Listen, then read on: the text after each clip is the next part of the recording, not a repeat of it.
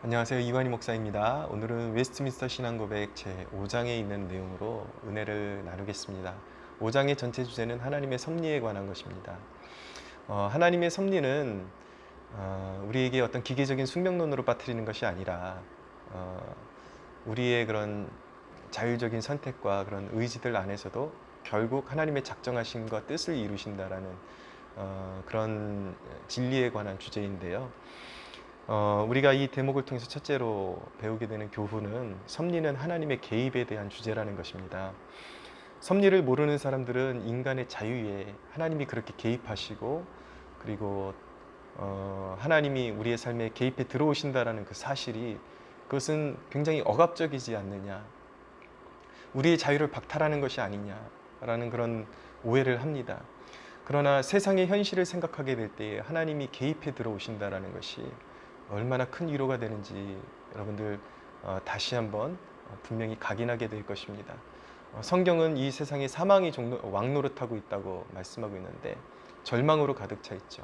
모든 것이 우연히 발생하는 일이라고 믿게 되고, 그리고 어떤 개입할 그런 여지도 그런 존재도 없다면 인간은 불행한 것입니다. 오늘날 얼마나 수많은 사람들이 스스로 목숨을 끊습니까? 왜입니까? 세상에서 소망이 보이지 않기 때문이죠. 스스로 헤쳐나가야 된다고 믿고, 그리고 모든 것이 우연이라고 믿기 때문에 절망 그 자체에서 헤어나올 수가 없게 되는 것입니다. 그러나 섭리라는 것은 위대하신 하나님이 어떤 선의의 목적을 가지고 뜻을 이루신다라는 진리이므로 특별히 순례의 길을 걸어가는 우리 성도들에게는 그만한 위로는 없는 것입니다. 5장 1항에 보면 이런 고백이 있습니다. 만물의 위대한 창조자 하나님께서는 모든 피조물들과 그들의 언행 심사를 보존하시고 감독하시고 처리하시고 통치하시되 가장 큰 것으로부터 가장 작은 것에 이르기까지 그렇게 하시며 그의 가장 지혜롭고 거룩한 섭리에 의거하여 그의 무오한 예지와 그 자신의 의지와 자유롭고 불변하는 계획을 따라서 하신다. 이로써 그의 지혜, 능력, 공의, 선하심 그리고 자비의 영광을 찬미케 하신다라고 고백합니다. 사람들이 오해하는 것은 하나님의 작정을 기계적인 운명론으로 그렇게 착각하는 것입니다. 그러나 그 둘의 차이는 엄청난 것입니다. 기계적인 운명론은 인격이 없는 것입니다. 목적이 없는 것입니다. 모든 것이 우연히 발생한다라고 믿는 것입니다. 어떤 불행이든 운명적으로 받아들여야 하는 것이죠. 그러나 한국교회가 낳았던 위대한 그런 목회자 중에 한 분이셨던 한경진 목사님의 설교에는 이런 내용이 있는데, 사주라는 것은 무엇인가? 사주는 인간이 태어난 년, 월, 일, 시에 의해서 이미 팔자가 정해졌다라는 것, 운명이 정해져 있다라는 것입니다. 정해진 운명에 대해서 인간이 저항할 수 없는 것이죠. 그래서 그 숙명에 의거해서 불행 자체로 받아들이는 것이 바로 사주라고 그렇게 말하고 있습니다. 이런 잘못된 숙명론, 기계적인 숙명론이 어떤 한 나라의 그런 철학적인 기조로 그렇게 자리 잡게 되면은 그 백성 자체가 불행한 인생을 살 수밖에 없게 되는 것입니다. 인도 같은 경우는 이런 철학적인 그런 분위기 아래서 불가촉 천민 제도, 계급 제도가 이제 생기게 되죠. 그래서 이제 이렇게 태어난 사람들은 전생에 자신들이 어떤 업보가 있기 때문에 어쩔 수 없이 받아들여야 되는 그런 운명이다라고 그렇게 자기 자신들의 그런 인생을 자포자기하는 심정으로 살아갈 수밖에 없는 그런 불행한 인생이 되고 마는 것입니다. 그러나 기독교의 사과는 모든 불행이 있다 할지라도 그 불행 속에서 하나님의 목적과 하시는 일을 발견하는 것이다 라고 그렇게 한경진 목사님은 기독교적인 그런 하나님의 예정하심, 섭리에 대해서 그렇게 해설을 하고 있습니다. 하나님은 인간의 자유의지와 자유로운 활동 안에서도 그것이 긍정적인 것이든 부정적인 것이든 하나님의 구속 역사를 위해서 정하신 큰 뜻과 목적을 이루어 가신다라는 것, 이것이 성경이 말씀하는 위대한 진리인 것입니다. 자, 하나님이 우리의 인생에 개입하시는 것이 큰 축복이 될 수밖에 없는 이유, 그리고 그것이 우리의 인간의 자유의지와 모순되지 않고 대척되는 것이 아니라 오히려 우리에게 도움이 된다는 것을 일반적인 섭리 안에서도 우리가 발견할 수 있게 됩니다. 이것에 도움이 되는 예를 제가 좀 말씀드리겠는데, 제가 최근에 발견한 그런 EBS 그 영상 중에 이렇게, 저는 애완견을 이렇게 애완동물을 기르지는 않습니다. 그러나 우연히 발견한 영상 중에 어떤 반려견들이 굉장히 싸나워지거나 어떤 해를 끼치는 그런 경우에 그것을 찾아가서 해결해주는 어떤 전문가에 관한 이야기인데, 제가 이 프로그램을 보면서 신앙적으로도 굉장히 와닿는 부분이 있어서 이렇게 종종 찾아서 보곤 합니다. 근데 거기에 이런 사건이 하나 나옵니다. 어떤 시골 마을에 큰 대형견을 기르는데 제가 보기에는 아마 말라뮤트 종자인 것 같아요.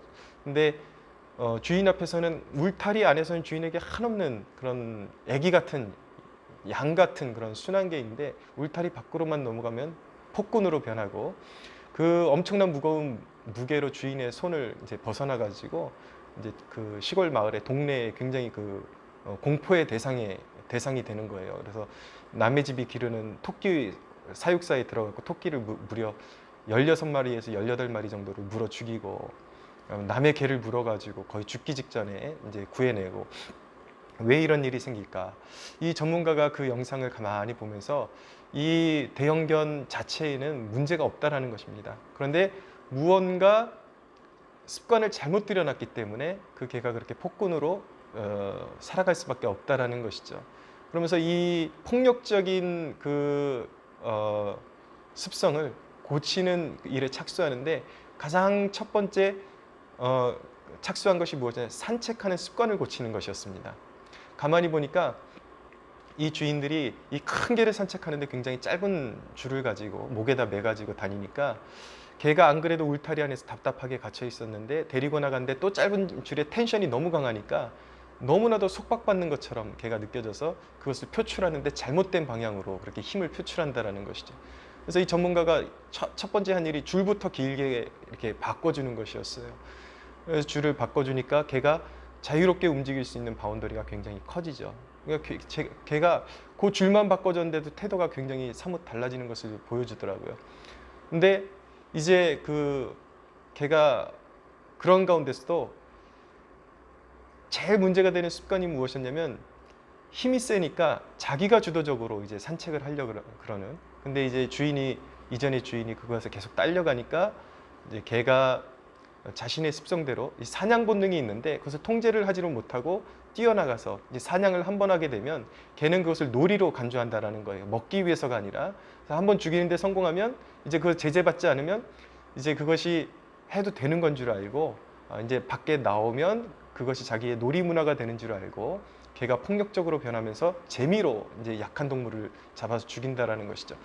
그것을 바꿀 수 있는 방법은 산책하는 습관을 이제 바꾸는 것인데, 개가 주도적으로 산책하는 것이 아니라 주인이 주도적으로 산책하는 것이면 개에게 계속 시그널을 보내서 알려줘야 된다라는 거예요. 그래서 개가 튀어나가려고 할 때 인간이 그때만큼은 텐션을 줘서 개를 끌어당겨 가지고 자기가 원하는 대로 하지 못하게 그렇게 해서, 그러나 개가 주인의 바운더리 안에 있으면 얼마든지 자유롭게 산책할 수 있도록 놔두고, 그것을 이제 계속 반복적으로 해서 이게 개가 그 생각 속에 스스로 배울 수 있게 유도를 해주는 것입니다. 내가 자유롭지만 이 주인의 바운더리를 벗어날 수 없다는 것을 깨닫게 해주고, 그리고 내가 사냥을 안 해도 약한 동물을 사냥을 안 해도 주인의 말에 순종하면 어떤 보상이 주어진다는, 자꾸 간식을 주고 개가 좋아하는 것들을 줘서 주인의 말에 따르는 것이 가장 행복한 것이구나, 자유롭고 행복한 것이구나, 그것을 배우게 해준다는 것이죠. 정말 신기하게 다른 것 하지 않고 개줄 바꿔주고 그리고 산책하는 습관을 조금 바꿔주니까 이 개가 놀랍게 양순한 개로 바뀌는 그런 모습을 보면서 참 신기하다라는 그런 생각을 갖게 되었습니다. 하나님과 우리의 관계가 좀 표현이 모호하지만 하나님 우리를 인격으로 대해주시지만 이와 같다라는 것을 알게 됩니다. 하나님은 우리를 자유케 해주세요. 하나님은 우리가 원하는 대로 자유롭게 선택하고 그렇게 생활할 수 있게 놔두십니다. 그러나 우리가 죄된 본성을 가지고 하나님이 정하신 바운더리 밖으로 나아가려고 할 때 하나님이 개입하셔서 끌어당기시는 것이죠. 그것을 반복하다 보면 인간이, 성도가 가야 될 길과 가지 말아야 될 길을 본능적으로 깨닫게 되는 것입니다. 그러면서도 이제 하나님은 인간의 자유의지를 존중하면서도 하나님이 정하신 길 외로 나가지 못하게 하셔서 결국 하나님이 정하신 목적지에 이르게 하시는 것, 이것이 하나님의 섭리고 계획이라는 것, 이런 것을 생각할 때에 우리가 얼마나 좌충우돌하고 그렇게 우리의 뜻대로 하려고 하는 그런 사람들인가요?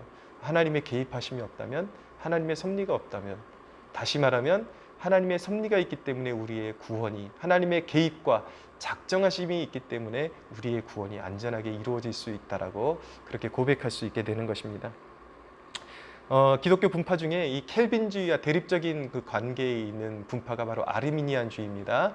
이 아르미니안주의는 인간의 그 구원에 있어서 자유의지를 굉장히 중요하게 생각하는, 주장하는 부류입니다.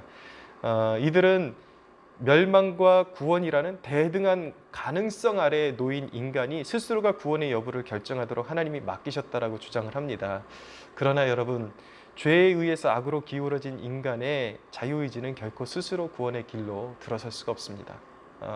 인간의 자유의지만을 존중해 주셨다면, 여러분, 인간은 100% 아까 그 대형견처럼 사고만 치고 다니는 그런 존재인 것입니다. 인간이 하나님께 순종하고 선을 이루기 위해서는 인간 심연에 역사하시는 하나님의 손길이 임할 때야 가능한 것입니다. 저의 어린 시절은 불행한 일들로 점철되어 있었습니다. 아버님이 교회에서 쫓겨나기도 하시고, 저는 운동하다가 수술을 5번 정도 하면서 굉장히 불행한 시간들이 있었죠. 그러나 그 모든 것들을 지금 돌아보면 그것이 하나님께로 돌이키고자 하시는 섭리였음을 알게 되는 것입니다. 이제 제 삶 가운데 있는 그 고난 중에도 하루하루를 순종할 수 있는 이유는 무엇인가? 이 고난이 무의미한 역경이 아니라 이 역경 가운데 분명히 하나님께서 이루실 목적과 뜻이 있음을 믿기 때문에 하루하루를 순종의 삶으로 보낼 수가 있는 것입니다. 믿음 안에서 오늘 하루가 기계적으로 정해진 하루를 사는 것이 아니라, 하나님께서 우리에게 자유를 주셨고 자유롭게 살게 하셨지만, 이 삶이 하나님의 뜻 안에 있다는 것을 인정하고 나의 최선으로 살아갈 때 결국 하나님의 뜻이 이루어질 것이라는 그 희망을 하루하루의 삶 가운데 붙잡을 수 있게 되는 것입니다. 좀 더 심도 있는 질문을 우리가 던져볼 필요가 있습니다. 하나님은 왜 믿는 자가 자기 죄에 넘어지는 일을 허락하시는가? 좀 미리 막아주시면 좋은데 하나님이 다 그렇게 하시지는 않는다라는 것이죠. 그것에는 어떠한 섭리가 있는가? 우리는 고민해 보아야 합니다. 5항에 보면 이런 고백이 있습니다. 가장 지혜로우시고 의로우시며 은혜로우신 하나님께서는 때때로 자기 친자녀들이 각종 유혹에 빠지며 그들 자신들의 부패한 마음으로 행하게 내버려 두신다. 이는 그들이 전에 지은 죄들을 인하여 그들이 징계당하거나 아니면 그들의 부패하고 간사한 마음이 얼마나 강력한 잠재력을 가지고 있는가를 깨달아 겸손케 하기 위함이요, 또한 그들을 깨우쳐 그들이 보존되기 위하여 하나님 자신에게 더욱 친밀하고 견실하게 의존하도록 하기 위함이며, 또한 장차 있을 모든 죄의 유인들에 대비하여 그리고 여러 다른 의롭고 거룩한 목적들을 위하여 그들이 더욱 깨어있게 하기 위함이다. 7항입니다. 하나님의 섭리가 일반적으로 모든 피조물에게 미치는 것처럼 하나님은 가장 특별한 방식을 따라 그의 섭리로 자기 교회를 돌보시며 모든 일들을 교회의 유익이 되게 처리하신다라고 그렇게 고백합니다. 하나님이 성도가 죄에 넘어지도록 방치하시는 이유에는 4가지 이유가 있습니다. 첫째는 무엇이냐면 끊임없이 역사하는 죄의 그런 힘을 깨닫고 오직 예수님의 보혈만 의지하게 만드시기 위함입니다. 두 번째는 은혜의 소중함을 알게 하시기 위함입니다. 세 번째는 더 큰 죄에 빠지는 일이 없도록 죄의 쓰디쓴 결말을 보게 하시는 것이죠. 앞으로 우리가 살아가는 날 동안에 많은 그런 유혹과 시험을 만나게 될 텐데, 결정적인 시험에 빠져서 멸망하는 일이 없도록 하나님은 미연에 죄의 그 쓰디쓴 맛을 보게 하셔서 다시는 그런 유혹에 빠지지 않도록 하나님은 경계하는 그런 능력을 길러주시는 것입니다. 그리고 네 번째로 하나님의 은혜의 풍성함을 찬양하게 하시는 것입니다. 구원하시는 하나님, 그리고 하나님의 은혜 안에 있을 때만이 인간이 가장 풍성하다라는 것을 경험적으로 깨닫게 해주시는 것이죠. 분명히 택하신 백성들 안에서 하나님은 그의 섭리로, 그의 개입하심으로 결국 구원 계획을 이루실 것입니다. 그러나 우리가 경계해야 하고 가는 분명히 사안이 있는 것은 사실입니다. 요셉이라는 인물이 애굽의 총리가 되는 데는 형들의 죄성이 일익을 담당했습니다.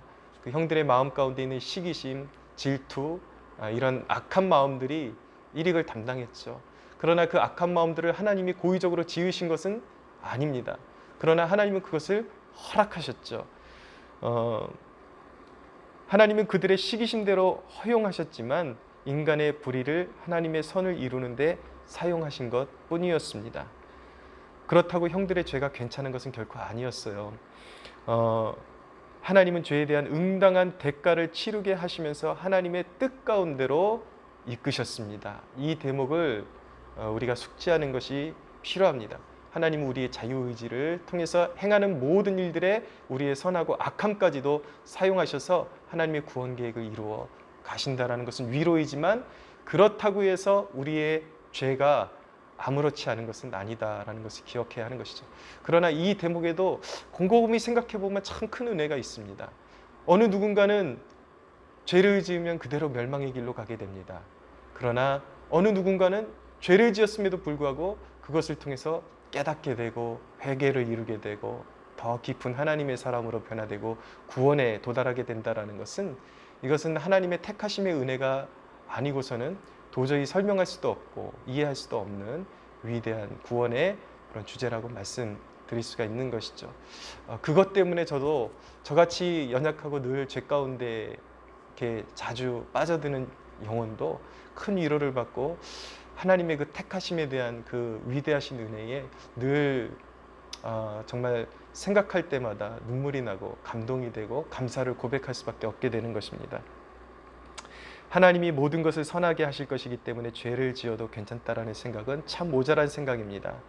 물론 우리는 이왕 실수를 저질렀다면, 죄에 빠졌다면 이제는 하나님께로부터 낯을 피하고 도망가서는 안 되고 그 사실을 겸허하게 받아들이고 회개함에 이르고, 그러나 그 가운데서 절망할 것이 아니라 하나님이 징계를 주시면 달게 징계를 받기로 결단해야 합니다. 그러나 그 안에서도 하나님은 새롭게 하실 그 놀라운 계획과 구원의 섭리로 하나님께서는 역사하시기 때문에 우리는 능히 하나님께서 새롭게 고치실 것을 그 안에서도 바라고 소망할 수 있어야 하는 것입니다.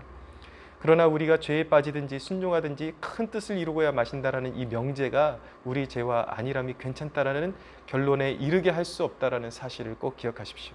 하나님은 신비하시고 전능하신 능력으로 뜻을 이루시지만 불순종에는 반드시 응당한 대가를 치르게 하십니다. 왜냐하면 그 응당한 대가가 필요한 이유는 무엇입니까?